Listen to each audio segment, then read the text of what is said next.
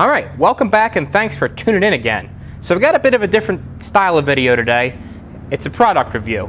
Now, before you click away and say, oh, I don't want to watch a product review, if you watch my videos and you're kind of into the same stuff that I am, mechanical things, engines, equipment, generators, you might want to watch this, especially if you're in the market for a Borescope, like I was a couple months ago.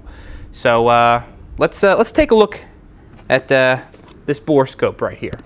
Alright, so a little while ago I was contacted by a rep from this company, Teslong, I believe it's pronounced, and they offered me this Borescope to review, and it just so happened that I was in the market for a scope, and I've been looking around, and you know, they have the USB style that plug into your phone or your laptop, and then they have, you know, standalone, like self-contained units like this. But, you know, prices are all over the place, and there's so many different names. So I figured, well, hell, I'll take a look at this one. So let's open this up and see what comes in the package. All right, so let's take a look here. So this is what you get. Now I've used this a few times, so it's a little disorganized.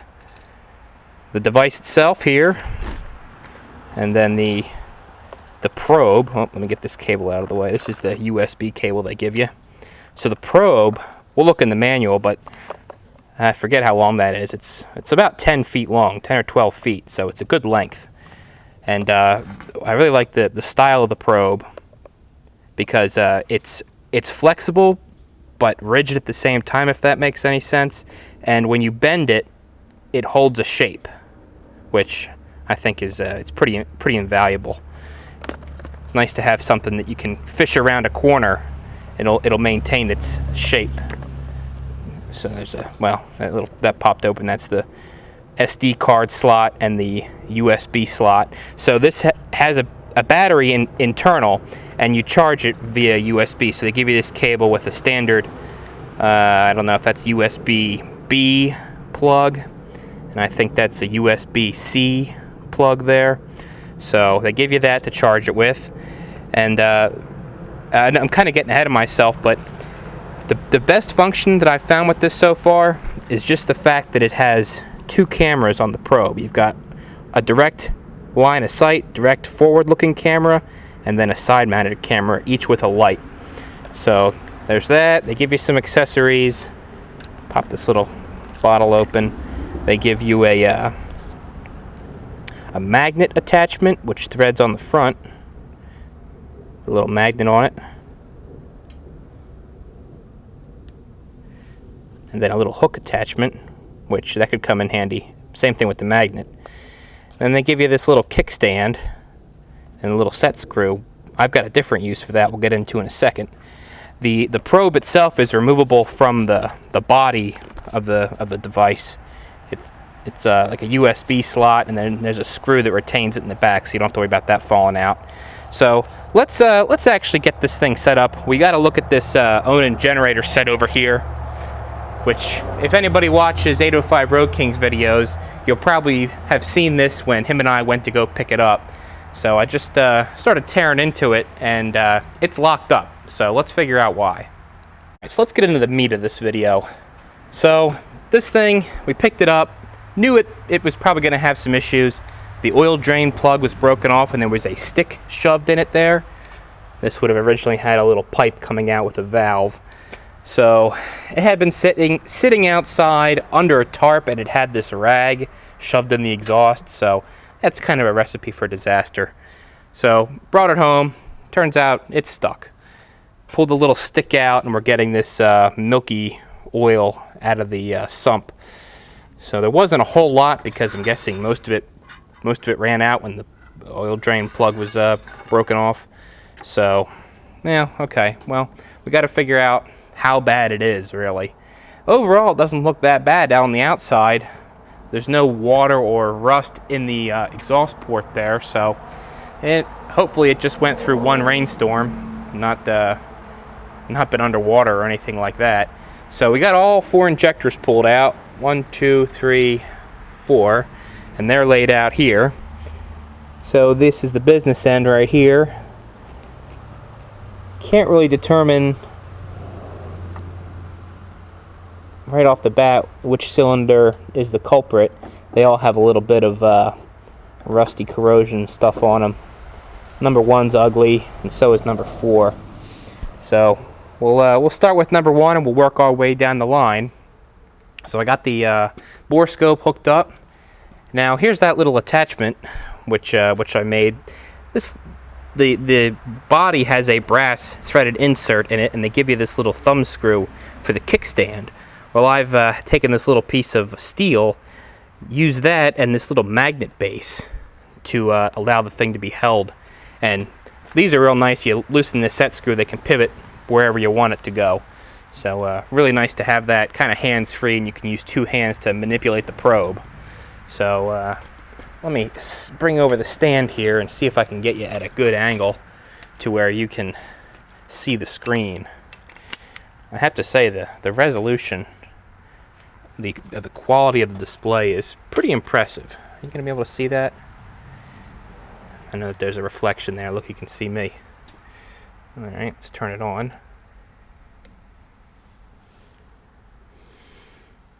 Okay.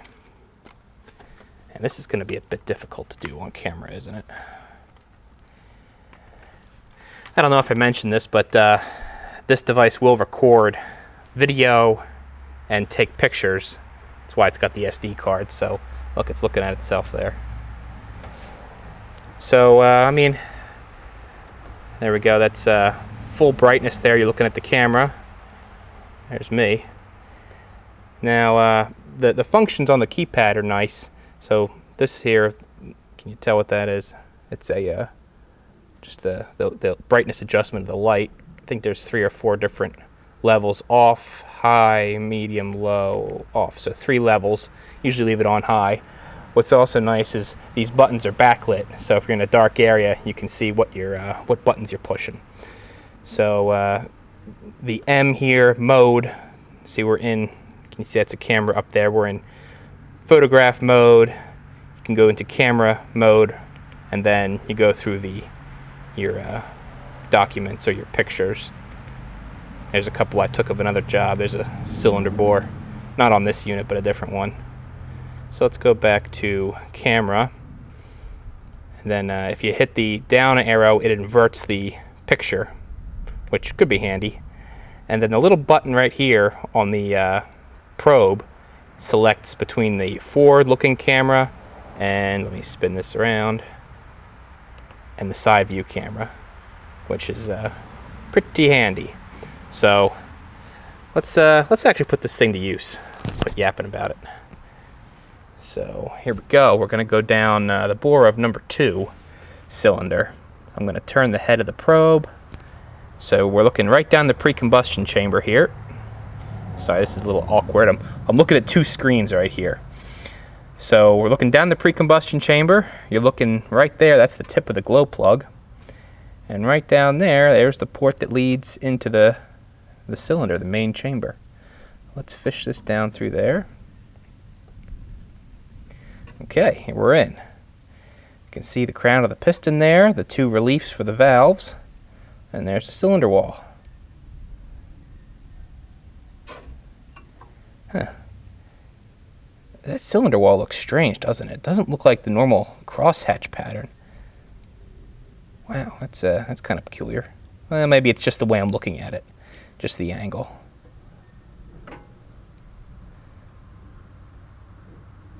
Let me turn on the side view, or switch to the side view. Oh, there we go. There's a good shot of the cylinder wall. Now, when you're looking in a cylinder like this, you see that ring? We're getting a lot of glare.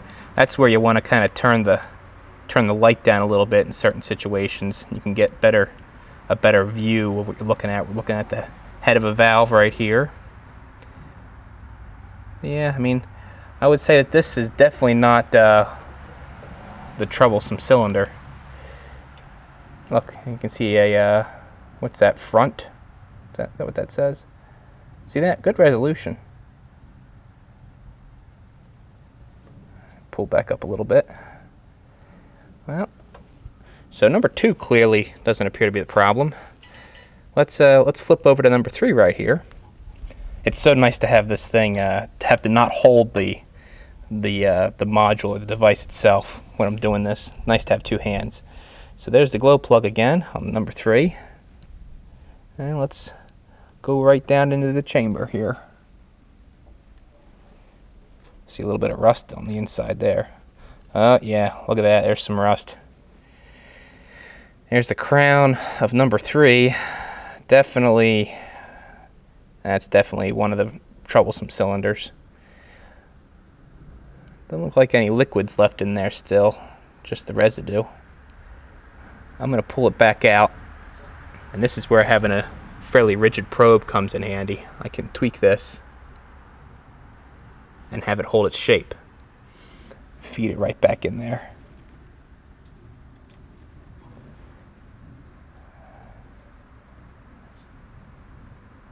Yeah. Let's switch to the side view. Now we can see the other side of the cylinder. Yeah, not pretty, but not horrible. That cylinder could probably be salvaged as long as the piston is okay. Get the rings out, put a fresh set of rings in it, and run a ball hone through the cylinder. Okay, so number 3 is troublesome. Yeah, look. You can see it was running right down the side of the cylinder. That's bad news. Can we see the valve? I pull this back out and adjust the angle here.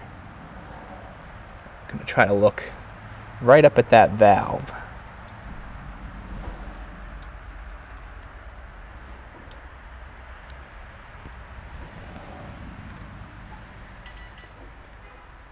Oh, I think we see a valve right there.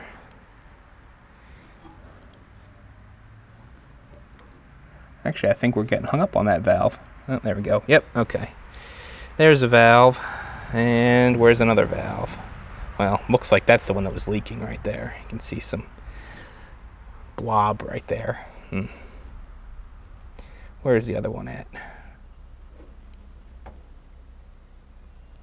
I might not be able to see the other one from this angle. Well, let's move on to number 4.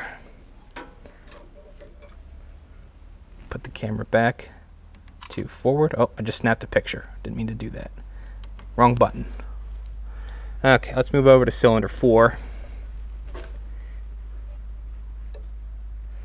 You know, in the manual they advertise 4-hour runtime on this battery, which is pretty good. Oh, geez, there's number 4 is just as bad, if not a little bit worse. There's the cylinder wall, the crown of the piston. Really great resolution, I have to say. Let's flip it to side view and see what we're looking at. Oh, yep, there's a valve right there.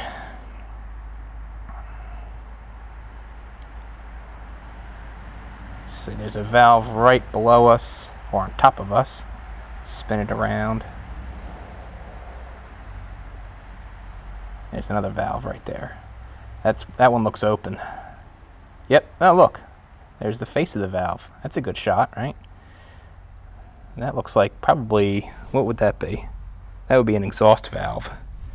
I'm looking at the push rods. So you can see the valve face, the seat. Yeah, even this doesn't look bad. You know, it looks bad. I shouldn't say that. It looks bad, but it would probably clean up without too much effort. These things are pretty reliable. Let's move back to number 1. I didn't do that one first because I think I might get in your way. Let's flip back to straight view. Again, glow plug. I can't even see where I'm feeding this. I'm using the camera.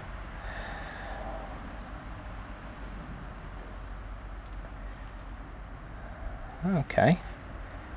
We're in here. A lot of carbon deposits.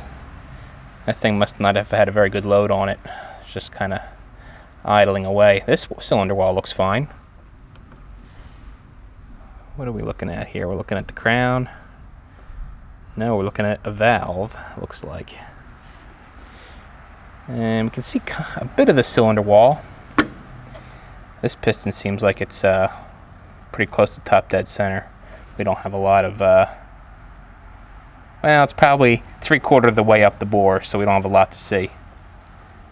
Let me see if I can spin it around here.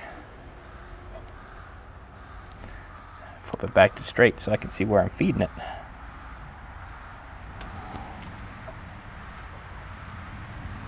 Okay, cylinder wall. Oh, there's a valve. Yeah. A lot of carbon. Wow, what are we looking at there?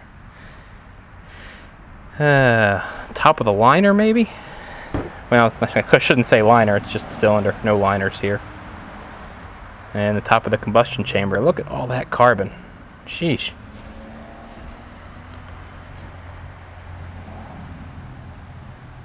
Yeah, we're looking right at the cylinder there. Alright, so number 1 and number 2 look okay. 3 and number 4, not so much. Alright, let's, for the hell of it, let's just take a peek down the dipstick hole here.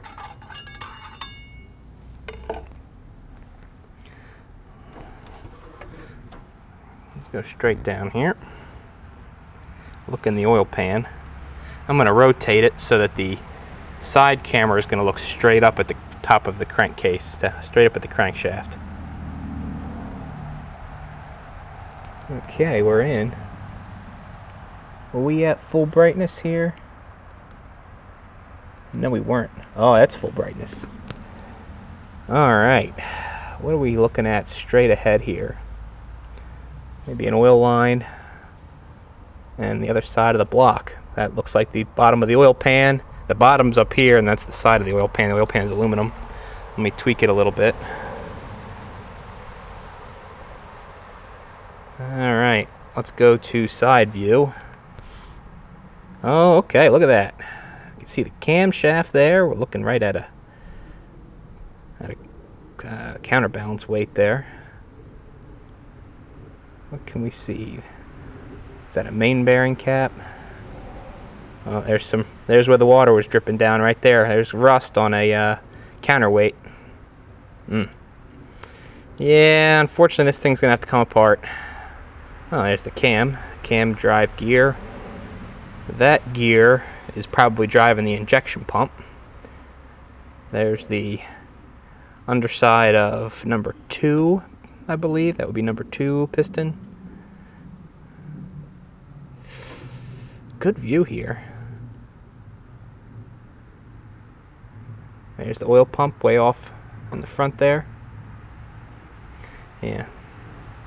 Let's see. Let me twist it so we can go toward the back of the crankcase.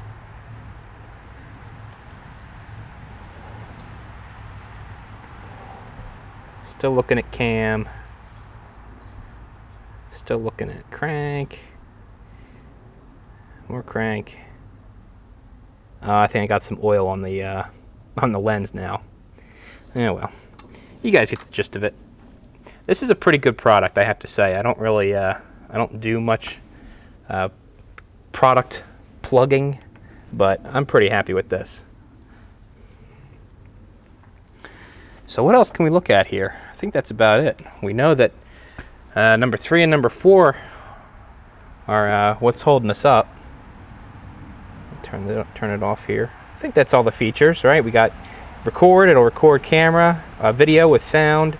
It has a date stamp down here, which I don't have the date or the time set on it right now. Has pretty good picture quality. Look, you're looking at my hand right here. I hope that's coming up pretty decently in the video. And yeah, I mean, I'm happy with it. So if you're in the market, I hope you watch this video and at least get an idea of what this one is like. I mean, I've never owned a Borescope personally, but this one's pretty nice. We have one at work, which is an older style, and the picture is just nothing like this. It's probably 10 years old. But you know, just the screen size and the resolution have come a long way, I feel like. So, well, the generator looks like it could be saved. It's going to take a little bit of work, but hey, if you're in the market for a Borescope, check this thing out. I didn't even say the model, did I? Where's the manual? I probably should have said that in the beginning. It is the NTS500B. That probably should have been the first thing I said, right? Well, hey, like I said, I don't do product reviews very often, But if you're in the market, check out the Teslong NTS500B. So thanks for watching.